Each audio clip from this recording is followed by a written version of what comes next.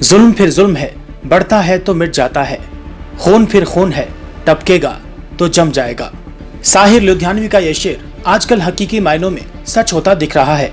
जब देश के कई हिस्सों में जुल्म की कहानी देखी जा रही है और पूरे देश ने देखा कि कैसे गुरुग्राम के सेक्टर 57 में एक मस्जिद के इमाम मौलाना साद को नफरत के पुजारियों ने मौत के घाट उतार दिया। सिर्फ यही नहीं, मुंबई में ट्रेन में सफर करने वाले अनवर शेख को महज इसलिए गोलियों से भून दिया गया क्योंकि वो टोपी और दाढ़ी रखे हुए थे। नफरत की इस आंधी को रोकने के लिए कोलकाता की जोरा साको उम्मीद फाउंडेशन ने शुक्रवार की रात जकरिया स्ट्रीट क्षेत्र में एक प्रोटेस्ट मीटिंग की थी, जिसमें ये संदेश और पैगाम दिया गया कि नफरत चाहे तुम कितनी भी कर लो, लेकिन आखिर में जीत हमेशा इंसानियत और मोहब्बत की होती है। आपको बता दें कि जोरा साको उम्मीद फाउंडेशन द्वारा आयोजित इस मीटिंग में खासतौर पर बिहार से शहीद मौलाना साद के बड़े भाई और ट्रेन हिंसा मामले में मारे गए अनवर शेख के बड़े भाई भी शामिल रहे। इस मौके पर कोलकाता के जाने माने सामाजिक कार्यकर्ता और कारी अहमद फाउंडेशन के चेयरमैन जैद अनवर ने भी अपनी ओर से एक छोटी सी भेंट उन्हें मोहब्बत के रूप में पेश की। जैद अनवर ने इस अवसर पर कहा कि आज समाज को इस मजलूम लोगों के सहारे के लिए आगे आना चाहिए और मैंने एक छोटी सी पहल की है ताकि और लोग उनकी मदद के लिए आगे आएं। साथ ही उन्होंने उम्मीद फाउंडेशन के मैनेजिंग डायरेक्टर मेराज का भी आभार जताया, जिन्होंने ऐसे मजलूमों को कोलकाता वासियों से मिलाने का एक प्लेटफॉर्म तैयार किया। आज का जो प्रोग्राम जिस माहौल से बनाया गया, जिस कोशिश की गई है उम्मीद फाउंडेशन के तरफ से जो कोशिश की गई है, उस कोशिश का आगाज हो चुका है। आज देखिए, आज जो माहौल है पूरे हिंदुस्तान में, जिस तरह नफरत हर जगह है, उसमें एक मोहब्बत का चिराग मेराज साहब ने कोशिश की है जलाने की।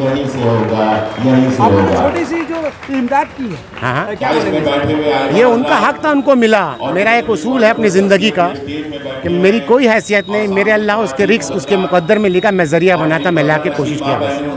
तो ऐसे जो हादसा हो रहे हैं, क्या लगता है कैसे ये सब अंकुश लगेगा इस पर? यही है कि आप एक सेकुलर लोगों को वोट करें और सेकुलर लोगों को सिस्टम में लाएं। और क्या पैगाम देंगे यहाँ से? पैगाम यही देंगे कि आज भी अच्छे हिंदू मौजूद हैं जिसके लिए ये मुल्क बचा हुआ है। मैं उसी हिंदू से रिक्वेस्ट करता हूँ, एक बार सोचिए, समझिए और समझ के वोट करिए। लाजवाब, शानदार, जानदार और लाजवाब। जिस तरह से इन्होंने प्रोग्राम का इनेकाद किया, इतने बारिश के बाद भी इन्होंने गिव अप नहीं किया। एक फाइटर की तरह, एक जाबाज के जब मर्द मुजाहिद की तरह सुबह से लगा हुआ था, उसका फल अल्लाह ने दिया है। आज पूरा माशाल्लाह जकरिया स्ट्रीट चहल पहल हो गई। हमेशा से मिली मसले पर बढ़ चढ़ के आगे रहती है, क्या आइंदा भी आपको अगर बुलाएगी तो नहीं बुलाएगी तब भी आ जाएंगे। बात मिल्लत की रहेगी, जैद अनवर हर जगह रहेगा, चाहे मेराज हो, चाहे मिफ्ता हो, चाहे अख्तर हो, चाहे लाडला हो, चाहे जुनेद हो। जैद अनवर पूछने नहीं आएगा आप कौन से पार्टी से हैं, जैद अनवर चला आएगा। बात मिल्लत की रहेगी, बात कौम की रहेगी। पहले जैद अनवर एक इंसान है, उसके साथ साथ इस्लाम है, उसके साथ साथ फिर पार्टी आती है, मगर सबसे पहला हिंदुस्तानी है और उसके लिए हमेशा हक के लिए जैद अनवर पहुँचे। देखिए, आपने सवाल की दावत, देखिए जब प्रोग्राम का हम लोगों ने ये किया तो जैसे जैद भाई को पता चला, उन्होंने हमको फ़ोन किया। उनका सबसे अच्छा ये हमको लगा कि आज के डेट में इंसानियत ज़िंदा है। उन्होंने बोला कि हमें भी कुछ उन लोगों के लिए करना है। हम बोला इसमें पूछने की क्या ज़रूरत है भाई, आप आइए। और जो उनको तोहफ़ा देना था अल्हम्दुलिल्लाह उन्होंने दोनों को दिया। माशाल्लाह, ऐसे लोग हैं, ऐसे लोगों को हर जगह आना चाहिए, क्योंकि कौम की जहाँ बात होती है लोग अपने आप आते हैं, तो इससे बड़े कोई बात नहीं है। देखिए, लोगों को यही पैगाम है। कल भी हम लोग जोरा साको उम्मीद फाउंडेशन से एक ही आवाज़ देते थे कि हिंदुस्तान की खूबसूरती एक साथ रहने में है। हिंदू, मुस्लिम, सिख, ईसाई, दलित सब मिल के रहें, आपस में भाईचारा माहौल बना रहे, यही हिंदुस्तान की खूबसूरती है। नफरत पर बढ़ रहा है, इस पर आप क्या बोलेंगे? देखिए, नफरत को फैलाने वाले लोग नफरत को फैलाते रहेंगे, लेकिन नफरत कभी मोहब्बत से जीत नहीं सकती है। जीत मोहब्बत की होगा, इंशाअल्लाह मोहब्बत ही की जीत होगी। बहुत शुक्रिया। आपने देखा होगा गुज़िश्ता 5 साल कबल आसनसोल में कारी साहब के बच्चे को शहीद कर दिया गया था। जैद अनवर वहाँ भी पहुँचा था। वहाँ मुझे किसी ने दावत नहीं दी। आज भी मुझे किसी ने दावत नहीं दी। इन्होंने एक अच्छा कदम उठाया। उस कदम में मैं शाना बशाना साथ देने के लिए चला आया। यही इस्लाम है और यही इसी का नाम मिल्लत है। तो ये भी इंसानियत भी है और मिल्लत को बचाने के लिए, इंसानियत को बचाने के लिए यही कोशिश करना चाहिए, जो मैं कोशिश उम्मीद फाउंडेशन के थ्रू मैं करने की कोशिश कर रहा हूँ। हत्या की और तीनों मुसलमान के चेहरे पर जो है वो दाढ़ी है और एक जो ईसाई है उसका नाम मीना राम, उसका नाम ईसाई का नाम जो है वो मीना राम है। उनको भी मौत के घाट उतार देते हैं। उन्होंने मना किया कि इस तरह की हरकत ना करो। इस तरह की हरकत करना ये माहौल को नफरत का माहौल में बदलने की साजिश की जा रही है। तो उन्होंने मीना राम टीका को भी गोली से उड़ा दिया। और उसके बाद मोहम्मद असगर जो है वो S3 के अंदर S6 में होते हैं। S6 के अंदर वो बोगी में जाकर वहाँ फायरिंग करते हैं और फायरिंग करने के बाद सबसे बड़ी जो दर्दनाक बात होती है वो बात ये है कि जब तक उनके सीने के अंदर रमक होती है, सांस बागी होती है और वो वीडियो के अंदर साफ नजर आता है कि वो अपना चेहरा उठाता है और फिर आखिरी गोली, वो तीसरी गोली उस वक्त मारता है। ये दिल को दहला देने वाली बात है। हमारी आंखों के तले से ऐसा लग रहा कि कयामत तक, या ऐसा लग रहा कि जब तक मेरी जिंदगी रहेगी शायद मैं इसको भूल नहीं सकूंगा। ये बड़ी अफसोसनाक बात है। और उनके पास जो है 4 लड़कियां हैं और 1 लड़का है और माँ जो है हमारी वो भी बेवा है और मेरी एक बहन कवारी है। इन तमाम लोगों की, इन तमाम की जिम्मेदारी मोहम्मद असगर की जिम्मेदारी थी। वो खुद जो है घर के बड़े सदस्य थे और इसकी जिम्मेदारी बखूबी अंजाम दे रहे थे। तो ये ऐसा जालिमाना हरकत, ये चेतन सिंह गौरा के, चेतन RPF के जो जवान हैं वो चेतन सिंह है, उसी के द्वारा ये जो है जालिमाना हरकत किया गया है। इन जालिमों को जुल्म से रोकना भी ये अल्लाह की मदद होगी।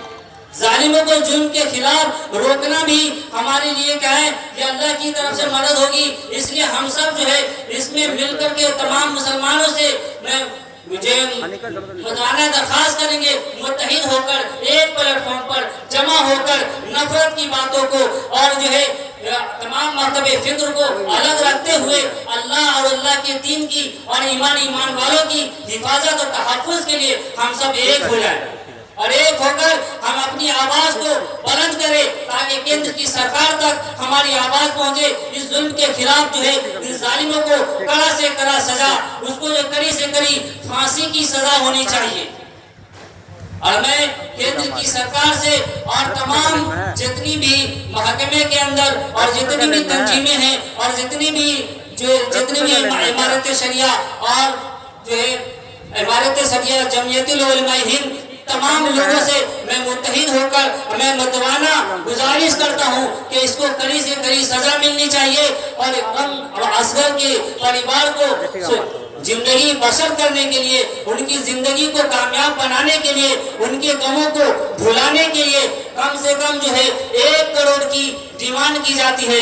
1 करोड़ रुपए जो है उसका जो है डिमांड को जो है पूरा किया जाए और इसके साथ उनकी जो है उनके घरों, उनके सदस्यों में से एक आदमी को जो है नौकरी दी जाए, सरकारी नौकरी होनी चाहिए ताकि उसकी जिंदगी का जो है मेयार कायम हो जाए, उसकी जिंदगी बसर करने का मेयार कायम हो। मैं जो है इसी आवाज को हम लोग जो है यहाँ पर कार्यकर्ता जितने भी हैं इन सब का भी शुक्रगुजार हूँ और ये लोग अपने माध्यम से और अपने अपने लेटर पैड पर इसको जारी कर और केंद्र की सरकार तक इस आवाज को संसद तक और जो है पार्लियामेंट तक पहुँचाकर उसको जो फांसी के फंदे पर चुमाने का काम करे। हम इसी चीज के लिए आग्रह करेंगे आप लोगों को। आप सबसे मैं तहे दिल से शुक्रगुजारी का सबूत पेश करते हैं। आप लोगों का दिल जो है ईमान से भी रोशन है, आपने ईमानी जज्बात के साथ खड़े होकर हमारे सामने पानी के अंदर और बारिश को बारिश न समझकर इस ईमान का जो है रमक आपके अंदर बाकी है। अल्लाह ताला आप सबको सलामती रखे, अल्लाह ताला ईमान और अमाल के साथ जिंदगी जो है गुजारने की तौफीक अता फरमाए। और अपनी माँ बहनों से भी कहना चाहूँगा कि मेरी माँ बहनें अपने घरों के अंदर रहकर अपनी तहज्जुद में और अपनी 5 वक्त की नमाजों में, इंफरादी नमाजों में, कुरान और तिलावत के अंदर ये पूरी उम्मती मुस्लिमा की और पूरी हिंदुस्तान की तहफ़्फ़ुज़ के लिए दुआएं खैर करे। और तमाम मोमिन मर्दों से भी और ख़ास तौर से नौजवानों को कहूँगा अपनी ज़बानी को और अपनी ज़बानी की पूरी तहफ़्फ़ुज़ करे और तमाम तरह बुराइयों से हम तौबा करने की तौफीक तो तमाम बुराइयों से तौबा करे और नेक अमाल करने की जो है हम तौफीक जो है अल्लाह से मांगे। क्योंकि फरमाया था हज़रत जी मौलाना यूसुफ साहब रहमतुल्लाह अलैह फरमाया करते थे कि एक वक्त आएगा, 70 साल पहले उन्होंने फरमाया था, एक वक्त आएगा कि लोग मंत्रियों के पास जाओगे, मुख्यमंत्रियों के पास जाओगे और प्रधानमंत्रियों के पास जाएगा, लेकिन वो अपने हुजरे में बैठकर, अपने जो है चेम्बर में बैठकर वो बिरयानी खा रहे होंगे, लेकिन तुम्हारी बात को नहीं सुनेंगे। इसलिए हम सबको अल्लाह से सबसे पहले लो लगाना है और अल्लाह से कहलवाना है।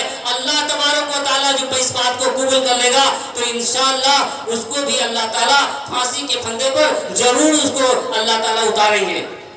बस इसी बात के साथ Welcome to K-Mall, a premium project by Kaleen Group.